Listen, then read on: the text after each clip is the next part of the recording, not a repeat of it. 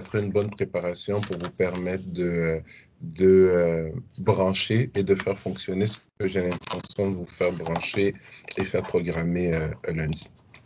Donc, le circuit qui est ici, c'est le circuit qu'on a regardé juste avant la pause et on a expliqué le fait que, en fait, c'est ce montage-ci ici qui était fait. Nous, on vient brancher l'interrupteur à l'extérieur, donc comme ceci. C'est vraiment l'interrupteur qui est branché, alors qu'à l'interne, ici, sur le circuit imprimé, on a une résistance. Donc, on se retrouve dans une des configurations d'entrée qu'on avait étudiées ensemble. Par défaut, on lit 0 et donc on lit 5 volts, excusez-moi, et quand l'utilisateur appuie, soudainement, l'entrée tombe à 0 volts.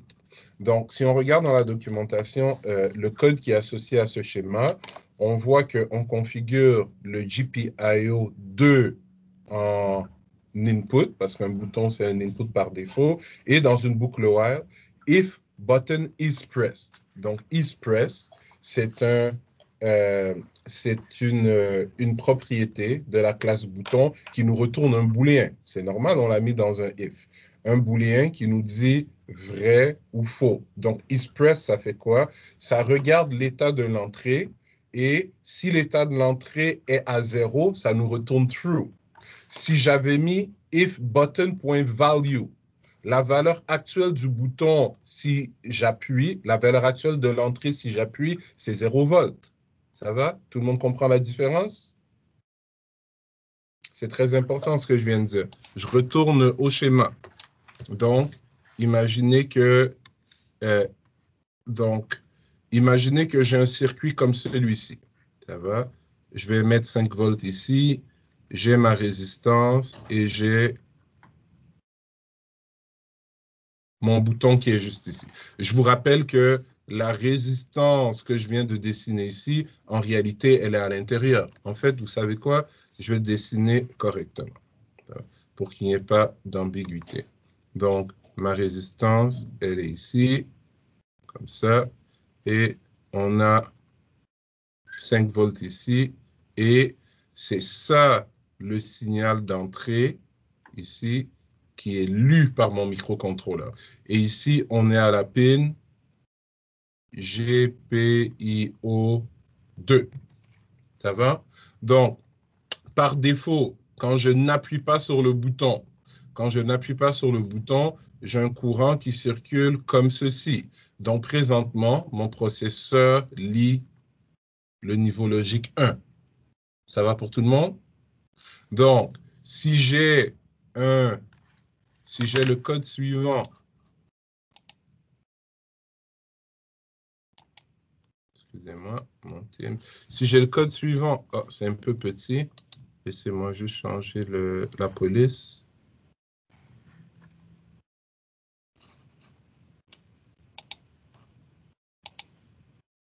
Oups. Disons, c'est pas assez grand. OK. 36 pour les aveugles. Donc, si j'ai le code suivant, si j'écris if btn, bon, faisons ça correctement.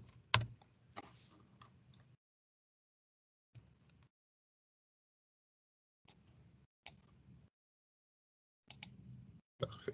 Donc, disons from GPIO 0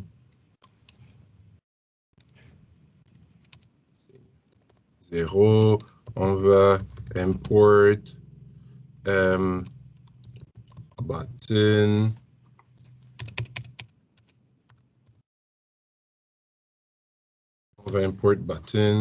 ensuite on va faire quoi? On va faire btn égale button, c'est le GPIO2 qu'on veut, et si je fais if button.value, ça va? If button.value. If button.value, la valeur est vraie présentement dans la situation actuelle. Je n'ai pas appuyé sur le bouton. Et donc, mon entrée me donne 5 volts présentement. Ça va? Donc, Si je faisais if not button value, ben là, c'est quand j'appuierais sur le bouton que ça deviendrait vrai. Pour éviter que vous ayez à faire cette gymnastique dans votre esprit, avec la valeur du bouton, ben, ce que on nous a donné, c'est la propriété isPressed. Donc, isPressed va faire quoi? Va tester l'état de l'entrée. Si elle est à 1, ça veut dire que le bouton n'a pas été appuyé. Si elle est à 0, ça veut dire que le bouton a été appuyé. Donc, si le bouton était appuyé, ça va nous retourner true, alors que la valeur de l'entrée en réalité est false. Ça va pour tout le monde, mais ça nous permet, quand on lit le code, de faire le lien directement avec l'état du capteur. Donc, is press. Est-ce qu'on a appuyé le bouton? On n'a pas à se casser la tête à est-ce que c'est 0 ou est-ce que c'est à 1? Ça détecte le changement d'état. Donc, ici, on imprime, mais on pourrait faire autre chose. Ça va pour vous? Zacharia? Monsieur, est-ce qu'on peut se servir de cette résistance interne pour allumer une LED au lieu d'utiliser une résistance extérieure? Non, la résistance interne, c'est vraiment seulement pour les entrées. Ça va pour les sorties, on est obligé de mettre une résistance extérieure. OK. Super. Donc, on a isPress qui est intéressant et on a aussi wait for press. isPress et wait for press, c'est quoi la différence? Donc, isPress, ben, c'est un test booléen. Si au moment où on arrive à cette ligne, l'expression booléenne est fausse, ben, on va sauter par-dessus. Alors que wait for press, ben, on bloque le programme à cet endroit-là. Tant aussi longtemps que l'utilisateur n'a pas appuyé, on ne continue pas. Ça va? Imaginez par exemple, on est en train de faire un programme avec le Raspberry Pi qui contrôle un ascenseur.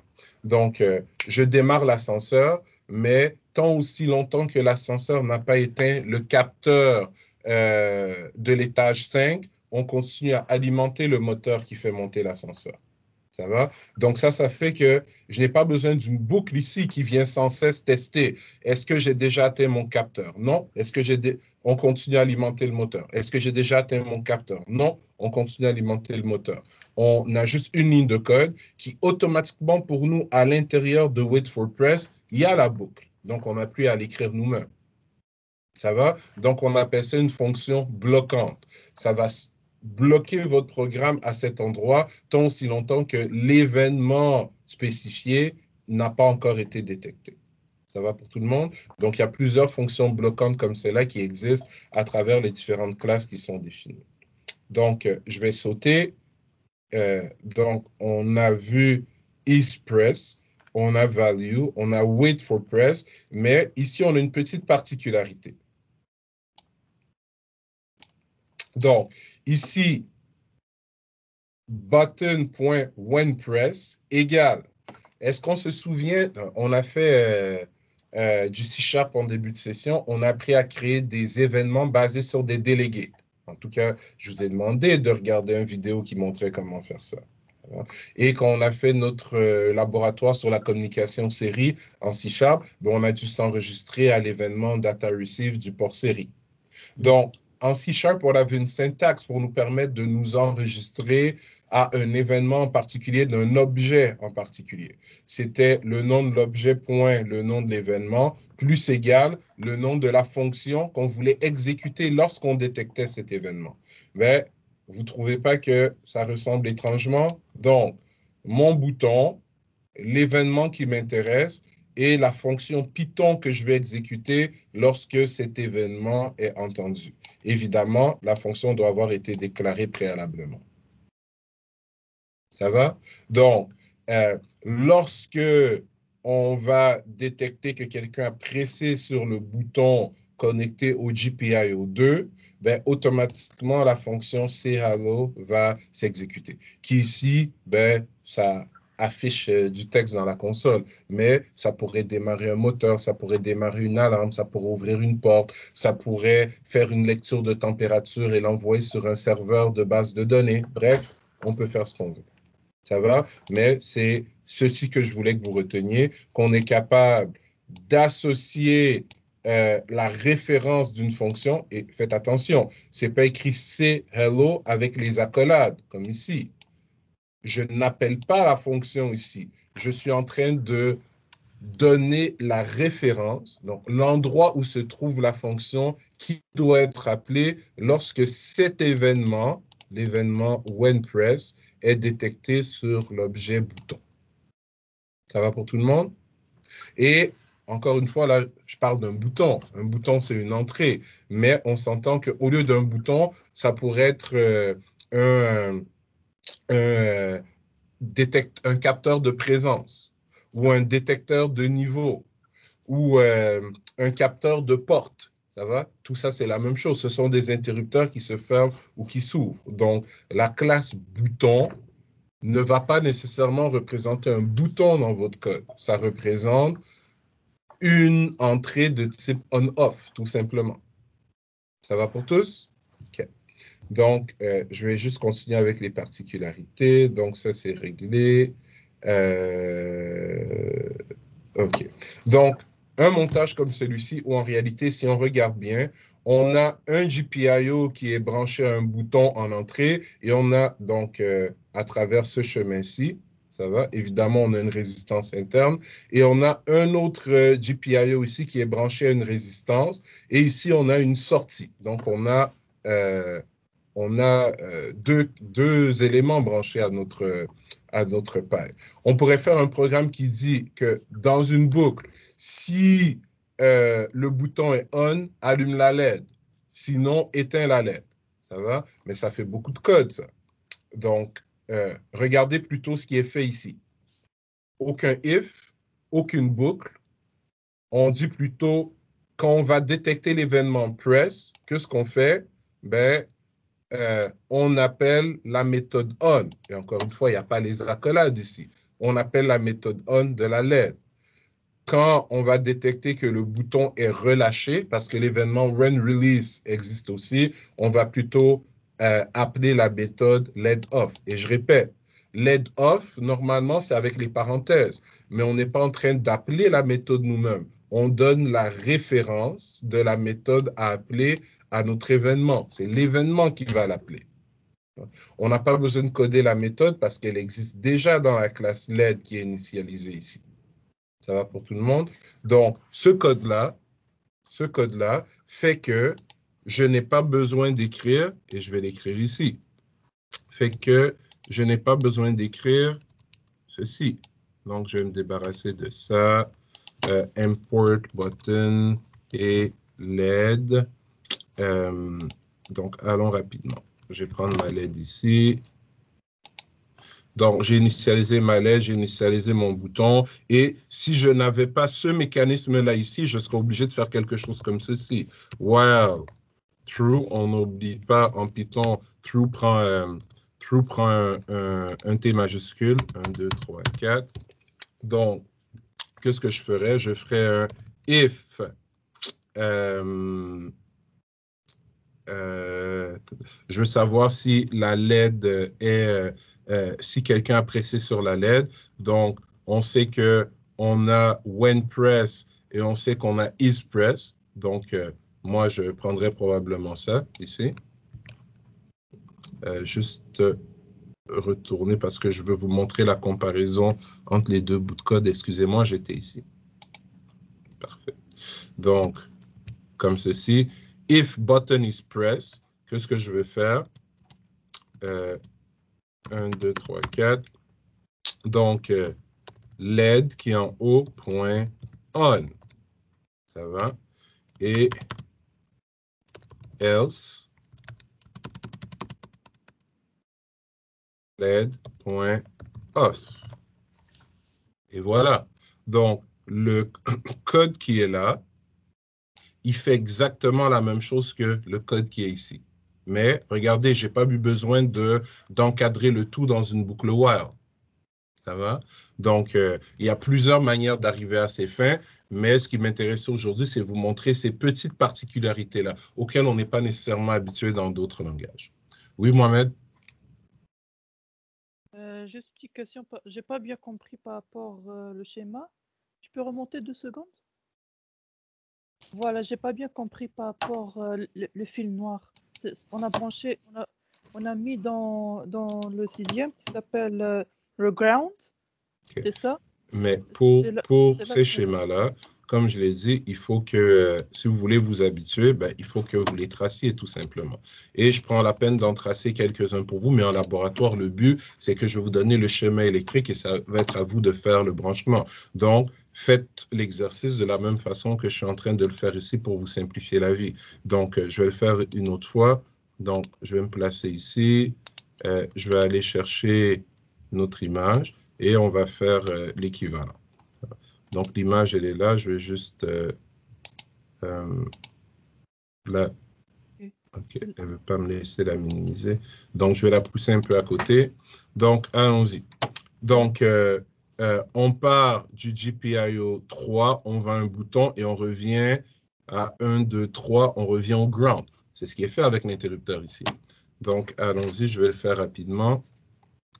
Et moi, je ne vous donnerai pas des schémas comme je vous donnerai pas des schémas comme ça. Ça va? Je vais vous donner le schéma électrique. Ça va avec les. Je vais vous donner le schéma du style. Je vais vous donner des schémas de ce style-là, moi. Ça va? C'est ça des schémas électriques. Et vous aurez à les brancher physiquement sur la plaquette. Mais bon, finissons avec cet exemple-ci. Donc, on a dit quoi?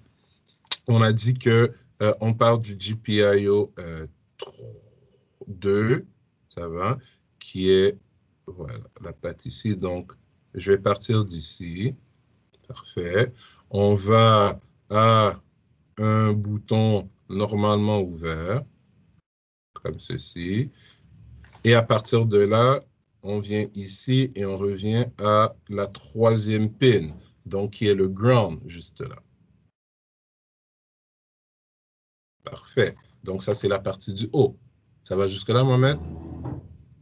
Parfait. Donc, maintenant, 1, 2, 3, 4, 5, 6. Donc, encore une fois, c'est notre patte 11. Parce que 1, 2, 3. 1, 2, 3, 4, 5, 6. C'est la 11e ici. Donc, je veux partir de là et aller dans une résistance. Je vais juste faire le grand tour, si vous permettez. Donc, je vais partir ici dans une résistance. Et à partir de ma résistance, je vais dans une LED. Donc, je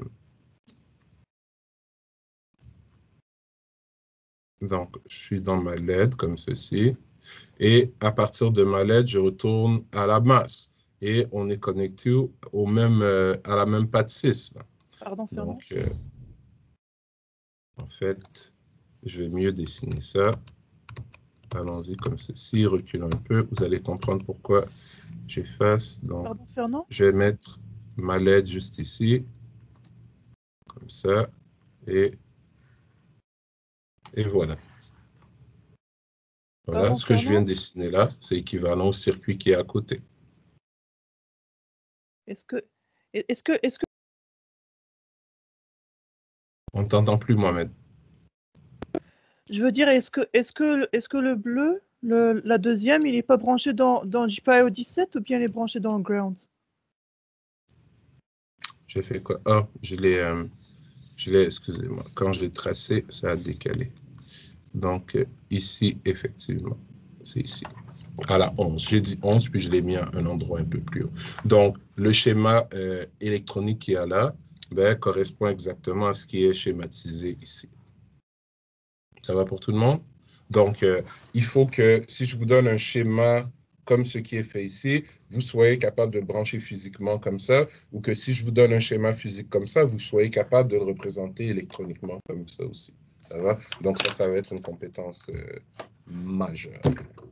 En fait, ce qui est intéressant, c'est que puisque votre Raspberry Pi a directement sur lui du 5 volts et du 3.3 volts, si je vous prête les plaquettes d'expérimentation ici et quelques bouts de fil, vous allez être capable de faire vos montages chez vous en réalité. Ça va? Si vous avez des petites résistances, des petits boutons, des petites lumières. Donc, moi, je vais vous en donner quelques-uns. Si vous en voulez plus, je vous montrerai, il y en a au magasin scolaire ici à Técar, là, pour une dizaine de dollars. Là, vous avez tous les petits composants qu'il vous faut. en termes de LED, résistance, bouton. Quand on aurait besoin de relais, de moteurs, etc., ça, c'est plus dispendieux. Ça, j'en ai ici, je vous les prêterai. Ça va pour tout le monde? OK. Oui, Donc, il y avait une question? J'ai cru entendre un monsieur. J'ai juste dit oui, monsieur. Parfait. Merci. Donc, Excuse-moi, comme je vais pas... j'ai une question. Oui, par rapport au schéma qu'on avait ici? Exactement, oui. Oui. Dans ce cas-là, nous n'avons pas d'une source d'alimentation, comme par exemple le 3 volts ou le 5 volts pour le Oui, on a contrôle. une source d'alimentation. On a une source d'alimentation. Elle est ici, ta source d'alimentation.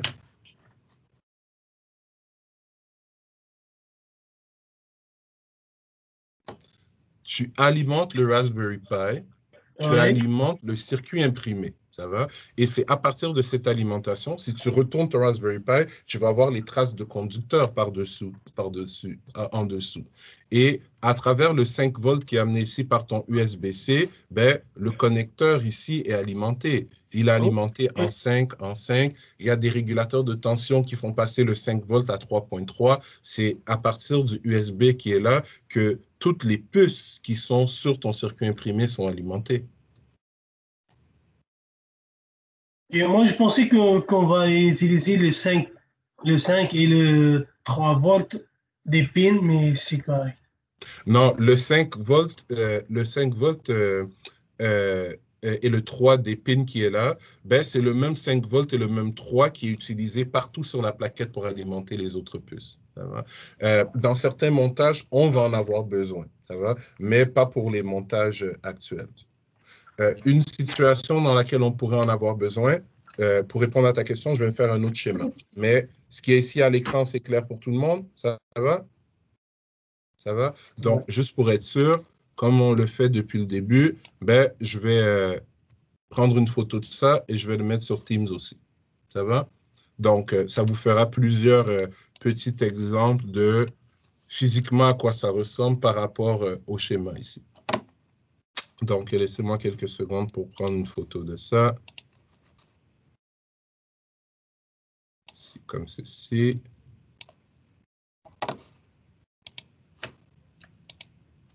Sur Teams. Non, juste un autre exemple.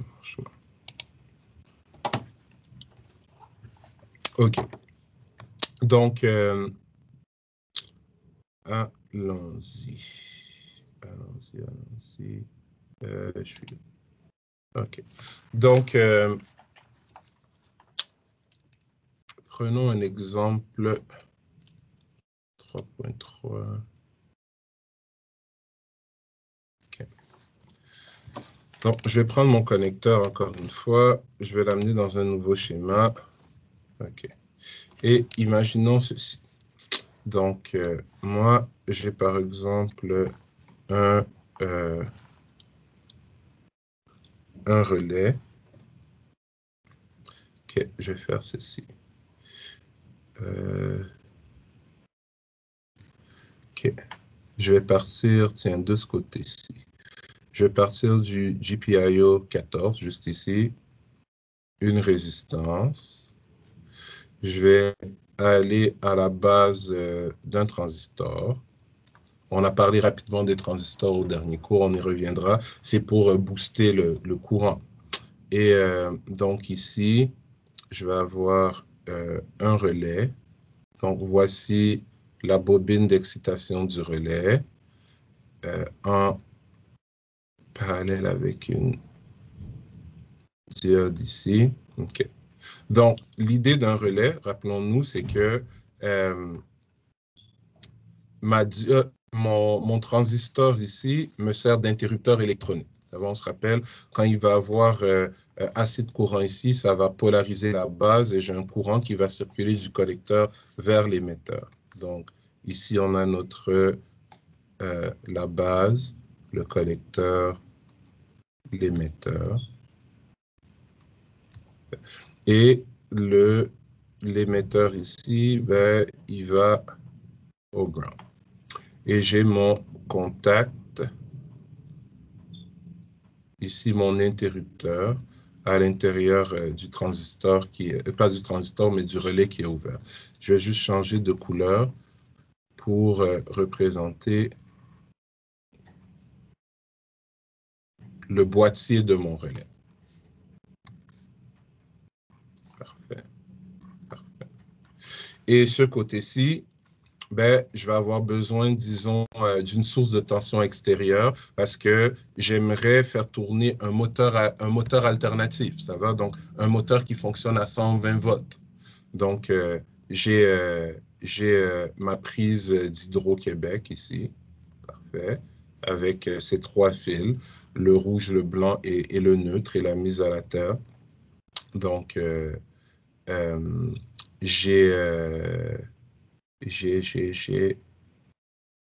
excusez-moi. Bon, on va faire, juste pour nous simplifier la vie, là. Donc, une source de tension alternative, comme ça. Donc, c'est la prise d'Hydro-Québec. Donc, qui vient alimenter ce côté-ci.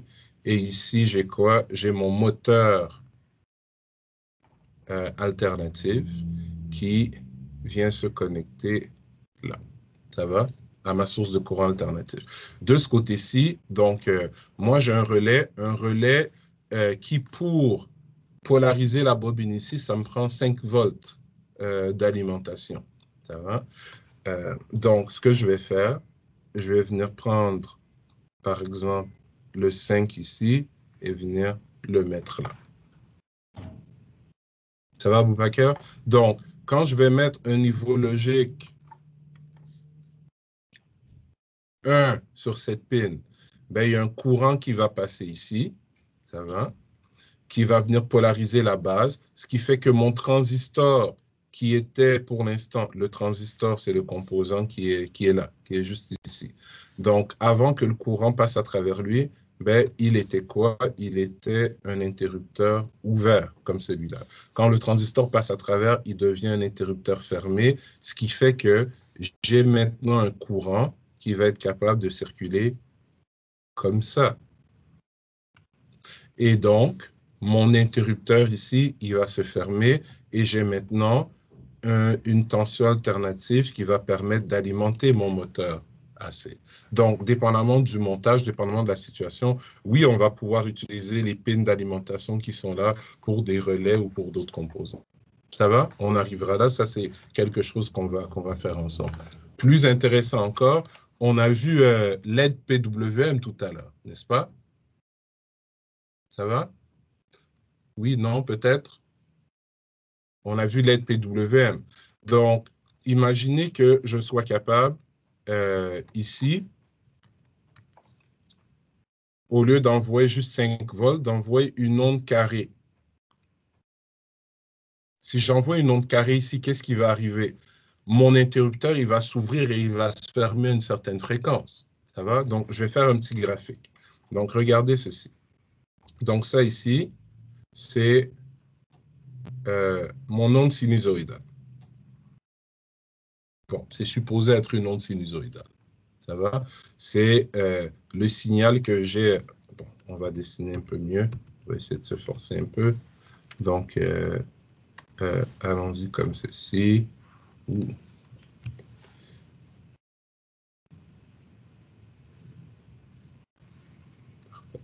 Donc, je vais prendre, disons, du vert. Donc,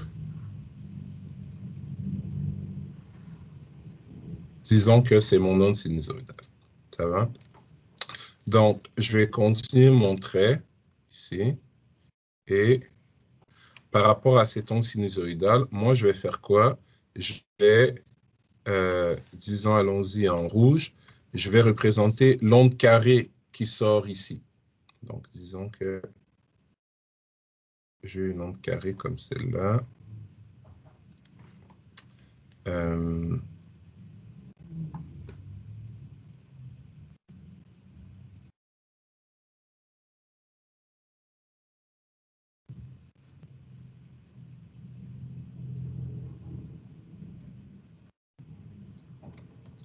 N'oubliez pas que c'est seulement pendant le temps haut de mon onde carrée que mon interrupteur ici, qui est mon transistor, est ouvert. Est fermé, excusez-moi. Et donc, c'est seulement pendant qu'il est fermé que mon interrupteur de ce côté-ci est fermé.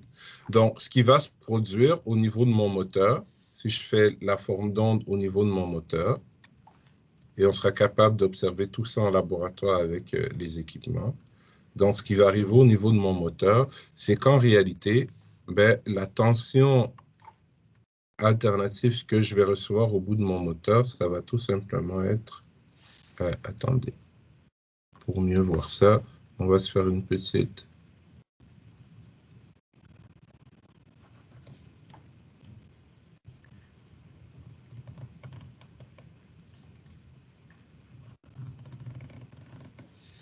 OK. Allons-y.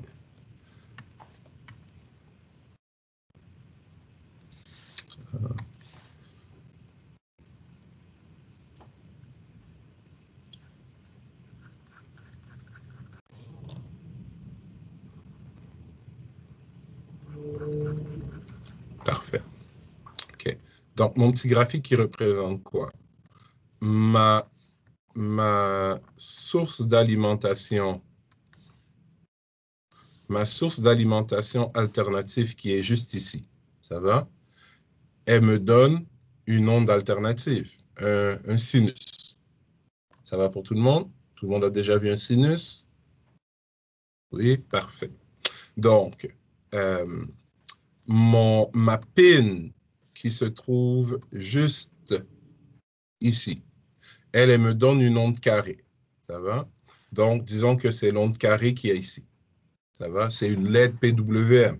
Donc, on a mis le temps haut à un certain pourcentage et le temps bas à la différence. Ça va?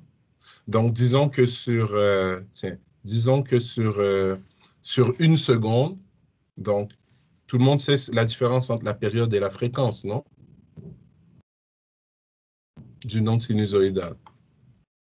Non. Donc, de là à là, donc le temps que ça me prend pour faire un cycle complet, une alternance positive et une alternance négative, c'est ça qu'on appelle la période d'un signal. Ça va? Donc, ce temps-là, c'est la période. Et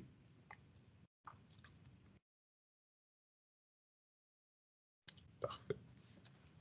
Donc, si j'ai... ce temps-là, c'est la période. Donc, et on sait que la période, c'est égal à l'inverse de la fréquence, ou que la fréquence est égale à l'inverse de la période. Donc, quelque chose de simple. Le signal d'Hydro-Québec, on sait tous que c'est 60 Hz. Oui, non, peut-être? Parfait. Donc, 60 Hz, ça veut dire qu'on fait 60 cycles complets comme ça par seconde. Un cycle vaut combien de temps? Donc, si je prends ma supercalculatrice, juste ici, oups, vous êtes où? OK, et que je fais 1 divisé par, pas par 30, mais par 60, par 60, ça me fait 16,6 millisecondes. Ça veut dire que si ça... Pourquoi ça? Ça veut dire que si l'onde qu'on voit ici est le signal d'Hydro-Québec, un cycle complet, une période, donc, est de 16,6 millisecondes. C'est bon pour tout le monde? Ça va? Donc, ça veut dire que, je répète, de là à là, on a fait 16,6 millisecondes. Si je vous dis que le temps que je passe ici, en haut, représente 3 millisecondes. Donc, 16,6 millisecondes, ça va, égale 100% du temps. Ça va? Donc, 3 millisecondes égale combien de pourcents du temps? Donc, c'est un produit croisé tout simplement. Donc, 3 milli fois 100 divisé par 16 milli, ça vous donne le pourcentage de temps, ici en bas, le pourcentage de votre onde sinusoïdale que vous allez laisser passer pour alimenter votre moteur d'essai. Si c'est 10%, ça veut dire que vous avez laissé passer seulement 10%, donc 10% de toute l'énergie totale qui était fournie par le secteur d'Hydro-Québec. Donc, votre moteur, on s'entend qu'il va rouler plus lentement. Si je faisais un signal qui ressemblait plutôt à ceci, je vais changer de couleur, si je faisais un signal qui ressemblait plutôt à ceci, on s'entend que mon moteur alternatif, il tournerait beaucoup plus rapidement. Tout le monde est d'accord? Parfait. Donc, c'est comme ça qu'avec mon Raspberry Pi qui fonctionne en 0,5 volts, mais avec certains composants comme des transistors et des relais, on va être capable de contrôler des circuits alternatifs, leur vitesse, etc., etc. Ça va? Donc, je vais stopper là pour aujourd'hui. Lundi, apportez vos Raspberry Pi, apportez vos claviers, etc., etc. Moi, je vais vous fournir les plaquettes d'alimentation, les résistances, les LED dont on aura besoin pour nos premiers montages. Je vais avoir un document de laboratoire que je déposerai sur Teams lundi matin où on aura les quelques circuits que je vais vous faire monter. Ce qu'on a vu aujourd'hui était simple, ça va? C'était juste pour vous faire comprendre comment interagir avec les GPIO. Je vais en faire peut-être un simple et deux plus complexes et ça va être à vous de les monter sur votre plaquette d'expérimentation. Ça va être à vous de faire le code. Et dans la dernière partie, si on a le temps, je vais peut-être moi, faire une petite démo avec mon Raspberry où j'aurai une application en Python sur mon laptop qui va envoyer des informations à travers le réseau à mon Raspberry Pi. Et à partir de ce que mon Raspberry Pi va recevoir, il va allumer ou éteindre des LED. Ça va? Juste pour qu'on voit vers où on s'en va. C'est bon pour tout le monde? Parfait. Donc, on est arrivé à la limite de notre temps. Il est 56, donc je vais stopper l'enregistrement sur ça. Et puis, je vous vois